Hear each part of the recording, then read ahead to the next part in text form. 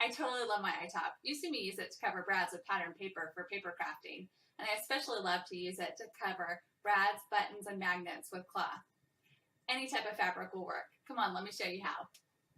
Your iTop comes with the heads for both the 16mm and the 22mm buttons. The heads for the 28mm button can be purchased separately.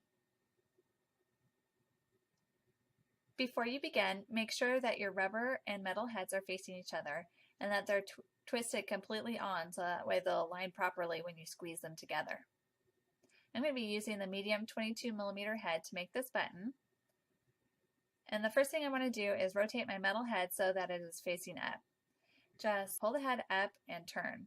And when I pull the head up, it releases it so that it can turn into the proper position. Once the metal head is up, I can go ahead and place my button shell on top of the head and then take a swatch of fabric. This one's about 2.5 inches square, and it doesn't have to be cut perfectly since I'll be trimming it down. So I'm just going to place it on there, and if you had a design on your fabric, you're going to want to center it.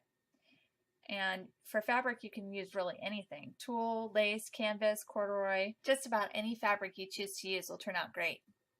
And so now I'll just rotate my tool and double check that my fabric is all smoothed out. And then I can just go ahead and squeeze the handle. And you can see it pushed my fabric and the button shell into the pink rubber head.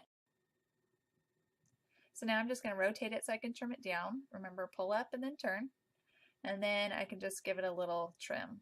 Now if I had thicker fabric, I'd want to trim it a little more generously so that it has less fabric to squeeze all together.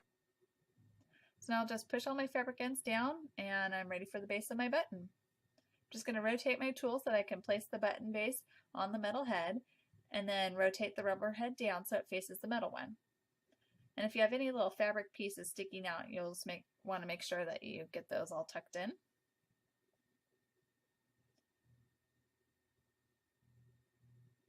Okay, then go ahead and squeeze, and you'll be able to feel it click together. Then when you release it, you'll just go ahead and rotate the pink rubber head, and then to get the button out, you'll just peel back the pink rubber and lift it right out. Isn't this button so cute? Here's some other projects that have been created with cloth-covered buttons and the iTop.